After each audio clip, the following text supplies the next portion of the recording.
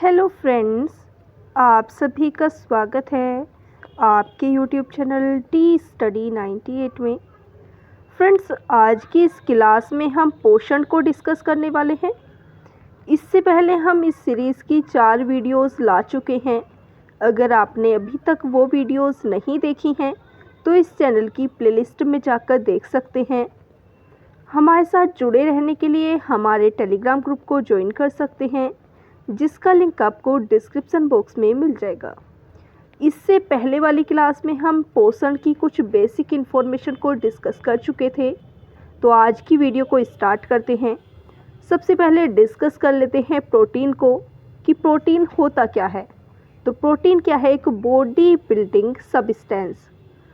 आप सभी ने देखा होगा बहुत सारे बॉडी बिल्डर्स को भी प्रोटीन को ग्रहण करते हुए।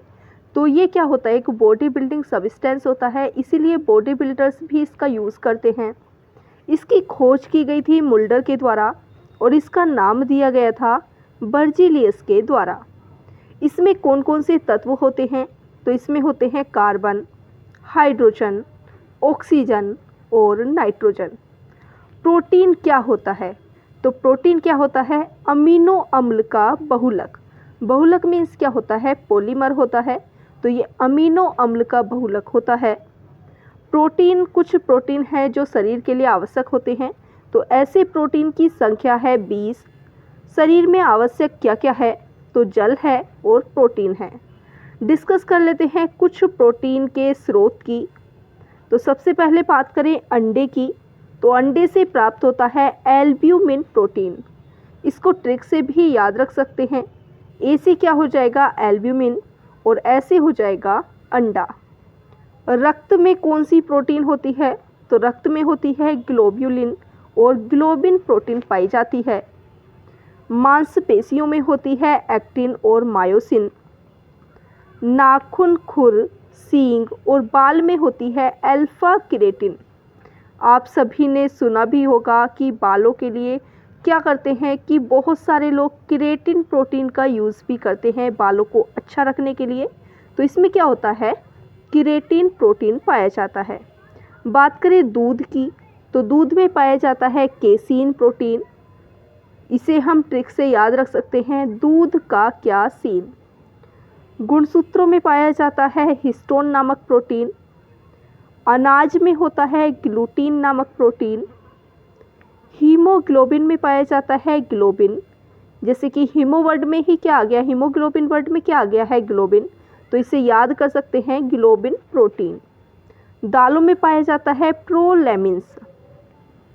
बात करें प्रोटीन के कुछ स्रोत की, तो सर्वाधिक प्रोटीन पाया जाता है सोयाबीन में 46%। उसके बाद में दालें प्रोटीन का बहुत अच्छा सोर्स होती हैं। दालों में 25% प्रोटीन पाया जाता है और अंडे में पाया जाता है 13%। प्रोटीन की कमी से रोग कौन कौन से होते हैं? तो प्रोटीन की कमी के कारण क्वाशियरकोर और मैरास्मस नामक रोग हो जाते हैं। ये तो हो गया हमारा प्रोटीन। डिस्कस कर लेते हैं वसा को। तो वसा क्या होता है? रिजर्व फूड, अर्थात आरक्षित भोजन। वसा को हम फैट्स के नाम से भी जानते हैं। शरीर को ऊर्जा देने का सही क्रम क्या है? तो सर्वाधिक ऊर्जा प्रदान करते हैं कार्बोहाइड्रेट, उसके बाद में वसा और थर्ड पर प्रोटीन। हम डिस्कस कर रहे हैं वसा के बारे में। तो वसा या फैट्स का निर्माण कैसे होता है? तो इसका निर्माण होता है 3 वसीय अम्ल और साथ ही में एक ग्लिसरॉल मिलकर वसा या फैट्स का निर्माण करते हैं। वसा जल में अघुलनशील होती है, लेकिन कार्बनिक तरल में क्या होती है? ये घुलनशील होती है। बात करें वसा की प्रति ग्राम से कितनी एनर्जी प्राप्त होती है? तो इससे प्राप्त होती है 9.63 किलो कैलोरी। शरीर को सर्वाधिक ऊर्जा प्रदान की जाती है कार्बोहाइड्रेट के द्वारा 50 से 75%, और प्रति ग्राम सर्वाधिक ऊर्जा प्राप्त होती है वसा के द्वारा। प्रति ग्राम वसा से हमें 9.63 किलो कैलोरी ऊर्जा प्राप्त होती है। बात करें वसा की, तो वसा 2 प्रकार की होती हैं।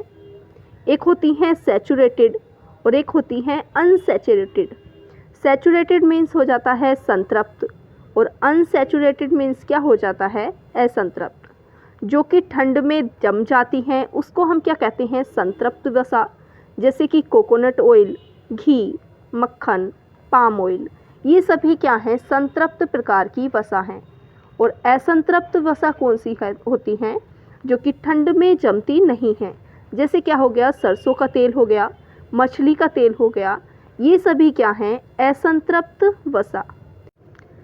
नोट पॉइंट में बात करें तो जो संतृप्त वसा है वो अधिक मात्रा में क्या होता है, हानिकारक होती है, क्योंकि ये क्या करती है, कोलेस्ट्रॉल का जमाव करती है। मछली के तेल में ओमेगा 3 फैटी एसिड पाया जाता है। क्वेश्चन कई बार पूछ लिया जाता है तो इसको याद रखना है, इम्पोर्टेंट पॉइंट है। डिस्कस कर लेते हैं अब विटामिन को। तो विटामिन की खोज किसके द्वारा की गई थी, होपकिंस के द्वारा। लेकिन विटामिन नाम दिया गया था फंक के द्वारा। विटामिन से हमें कोई भी ऊर्जा नहीं मिलती है और इनका कार्य क्या होता है, मेटाबॉलिक रेगुलेटर, अर्थात उपापचय क्रियाओं का जो रेगुलेट करता है वो किसके द्वारा किया जाता है, विटामिन के द्वारा। जल में घुलनशील विटामिन कौन कौन से हैं, तो जल में घुलनशील विटामिन है विटामिन बी और सी। इसको याद करने की ट्रिक है, भैंस गई पानी में। वसा में घुलनशील होते हैं विटामिन ए, डी, ई और के। जल में घुलनशील हैं बी और सी और वसा में है ए, डी, ई, के। अब हम एक ट्रिक डिस्कस कर लेते हैं जिसके द्वारा हम कुछ विटामिन्स के नाम याद रख सकते हैं जो कि वैज्ञानिक नाम होते हैं। तो ट्रिक क्या है, रथ पर एक टॉफी, राशि हो जाएगा रेटिनोल और ये विटामिन ए का साइंटिफिक नेम है। था से हो जाएगा थाइमीन, ये विटामिन बी1 का साइंटिफिक नाम है। बात करें ए से तो ए से हो जाएगा एस्कॉर्बिक अम्ल जो कि विटामिन सी का वैज्ञानिक नाम है। का से हो जाएगा कैल्सीफेरोल, ये विटामिन डी का साइंटिफिक नेम है। टा से हो जाएगा टोकोफेरोल, ये विटामिन ई का वैज्ञानिक नाम होता है। और फी से हो जाएगा फिलोक्विनोन जो कि विटामिन के का वैज्ञानिक नाम है। डिस्कस कर लेते हैं विटामिन ए के बारे में। तो विटामिन ए का वैज्ञानिक नाम अभी डिस्कस किया है, क्या होता है, रेटिनोल होता है। इसकी कमी के कारण रोग कौन से होते हैं, तो एक रोग होता है रतौंधी जिसे नाइट ब्लाइंडनेस के नाम से जाना जाता है। इसमें क्या होता है कि रात में दिखाई नहीं देता है। और एक होता है जीरोफ्थैलेमिया जो कि जिसमें क्या होता है कि आँख का सूख जाना, तो आँख क्या होती है, सूख जाती है। ट्रिक याद रख सकते हैं, ए दिखाई नहीं देता, अर्थात विटामिन ए की कमी से क्या हो गया, रतौंधी। नोट पॉइंट में बात करें तो गोल्डन राइस में विटामिन ए भरपूर मात्रा में पाया जाता है। विटामिन ए को संक्रमण रोधी या फिर एंटी इन्फेक्शन कह सकते हैं। तो एंटी इन्फेक्शन विटामिन कौन सा होता है, तो ये हो जाता है विटामिन ए। डिस्कस कर लेते हैं विटामिन सी को। तो अभी हमने सभी विटामिन के जो वैज्ञानिक नाम हैं उसको डिस्कस किया था। तो विटामिन सी का जो वैज्ञानिक नाम है वो हो जाता है एस्कॉर्बिक अम्ल और इसकी कमी के कारण रोग होता है स्कर्वी, जिसमें क्या होता है कि मसूड़ों से खून आने लगता है। इसको नाविक रोग के नाम से भी जाना जाता है। नोट पॉइंट में बात करें तो विटामिन सी खट्टे पदार्थों में प्रचुर मात्रा में पाया जाता है। सर्वाधिक विटामिन सी पाया जाता है आंवला में। गर्म करने पर सबसे पहले समाप्त होता है विटामिन सी और मूत्र या यूरिन के द्वारा जिसको बाहर निकाला जाता है वो भी कौन सा होता है, विटामिन सी। बात करें विटामिन डी की तो विटामिन डी का वैज्ञानिक नाम है कैल्सीफेरोल। इसको याद करने की ट्रिक है, घर में कलेश तो डी डैडी हड्डी तोड़ देंगे, अर्थात इसकी कमी से कौन से रोग होते हैं जो हड्डियों से संबंधित हैं, वो सभी रोग विटामिन डी की कमी से होते हैं। बच्चों में होता है रिकेट्स रोग जिसे सूखा रोग के नाम से भी जाना जाता है और वयस्कों में होता है ओस्टियोमलेसिया। इसमें क्या होता है, हड्डियां कमज़ोर हो जाती हैं। नोट पॉइंट में बात करें तो सूर्य के प्रकाश में विटामिन डी पाया जाता है और विटामिन डी एक हार्मोन की तरह व्यवहार करता है। ये क्वेश्चन कई बार पूछ लिया जाता है कि कौन सा विटामिन ऐसा है जो हार्मोन की तरह व्यवहार करता है? तो आंसर क्या हो जाएगा? Vitamin D. डिस्कस कर लेते हैं विटामिन ई को। तो विटामिन ई का वैज्ञानिक नाम है टोकोफेरोल। इसे ब्यूटी विटामिन के नाम से भी जाना जाता है। विटामिन ई की कमी से हो जाता है बांझपन और ये सर्वाधिक मात्रा में पाया जाता है अंकुरित अनाज में। विटामिन के की बात करें तो इसका वैज्ञानिक नाम है फिलोक्विनोन और इसका यूज़ होता है रक्त के थक्के में। विटामिन के से जो क्वेश्चन इम्पोर्टेंट है वो क्या है कि रक्त का थक्का जमने में कौन सा विटामिन सहायक है? तो क्या हो जाएगा? विटामिन के। अब डिस्कस कर लेते हैं हम विटामिन बी1। तो विटामिन बी1 का वैज्ञानिक नाम है थायमीन और इसकी कमी से रोग होता है बेरी बेरी रोग। पोलिश चावल में क्या होता है कि विटामिन बी1 क्या होता है? अनुपस्थित होता है। विटामिन बी2 की बात करें तो इसका वैज्ञानिक नाम है राइबोफ्लेविन और इसकी कमी से रोग हो जाते हैं किलोसिस रोग, जिसमें क्या क्या आता है? होठ फटना, मुंह में छाले। आप सभी ने देखा भी होगा कि मुंह में छाले के लिए बीकासूल कैप्सूल लिया जाता है। इसमें क्या होता है? विटामिन बी2। विटामिन बी3 की बात करें तो इसका वैज्ञानिक नाम है नियासिन और इसकी कमी से रोग होता है पेलाग्रा या फिर 4D रोग। विटामिन बी5 की बात करें तो इसका वैज्ञानिक नाम हो जाता है पेंटोथेनिक एसिड और इसकी कमी के कारण रोग होता है बर्निंग फुट सिंड्रोम। विटामिन बी9 को डिस्कस कर लेते हैं। तो विटामिन बी9 का जो वैज्ञानिक नाम है वो हो जाता है फोलिक एसिड और इसकी कमी के कारण एनीमिया नामक रोग हो जाता है। एनीमिया रोग क्या होता है? इसमें रक्त की कमी हो जाती है। विटामिन बी12 को डिस्कस कर लेते हैं। तो इसका वैज्ञानिक नाम होता है साइनोकोबालिन। एक क्वेश्चन बार बार पूछा जाता है कि कौन सा विटामिन ऐसा है जिसमें कोबाल्ट धातु पाई जाती है? तो ये पाई जाती है विटामिन बी12 में। कुछ इम्पोर्टेंट फैक्ट्स को डिस्कस कर लेते हैं जिससे कि डायरेक्ट क्वेश्चन बन सकते हैं। जैसे कि पूछ लिया जाता है विटामिन ए का संश्लेषण कहाँ होता है? तो ये होता है लीवर में।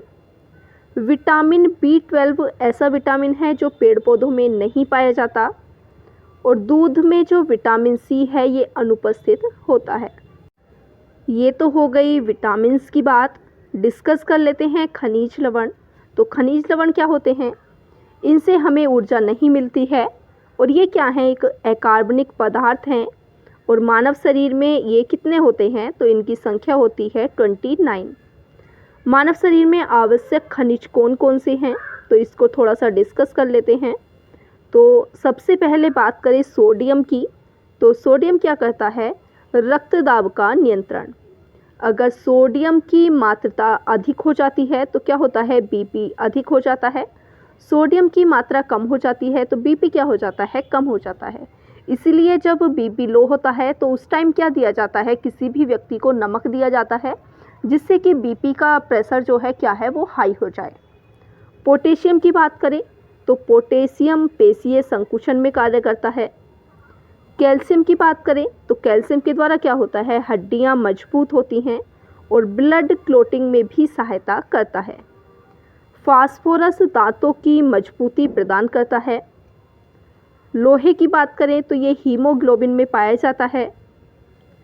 आयोडीन की बात करें तो आयोडीन की कमी से क्या हो जाता है? घेंगा या गलगंट रोग हो जाता है।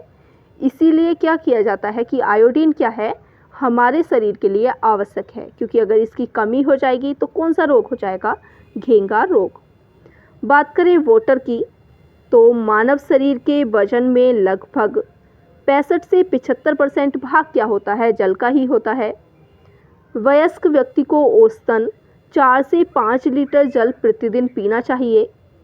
जल से हमें ऊर्जा कितनी प्राप्त होती है? तो जल से कोई भी ऊर्जा प्राप्त नहीं होती है। 0 किलो कैलोरी ऊर्जा प्राप्त होती है। जल की कमी को कहा जाता है डिहाइड्रेशन। डिहाइड्रेशन में क्या होता है कि ORS दिया जाता है। ORS घोल का नाम सुना होगा। इसकी फुल फॉर्म होती है ओरल रिहाइड्रेशन सॉल्यूशन और इसकी खोज की गई है दिलीप महालनोबिस के द्वारा, जिनका निधन हो चुका है और इनको 2023 में पद्म विभूषण से सम्मानित किया गया है। संतुलित आहार क्या होता है? तो एक स्वस्थ व्यक्ति को प्रतिदिन 450 ग्राम कार्बोहाइड्रेट, 100 ग्राम प्रोटीन और 80 ग्राम वसा लेनी चाहिए। यही क्या हो जाएगा? संतुलित आहार। सरसों के तेल में आर्जिमोन तेल की मिलावट के कारण क्या हो जाता है? ड्रोपसी रोग हो जाता है। तो फ्रेंड्स, ये थी आज की पूरी वीडियो। आई होप फ्रेंड्स आपको ये वीडियो पसंद आई होगी। अगर वीडियो पसंद आई हो तो ज़्यादा से ज़्यादा लाइक करें, शेयर करें, कमेंट करें और चैनल को सब्सक्राइब करना ना भूलें।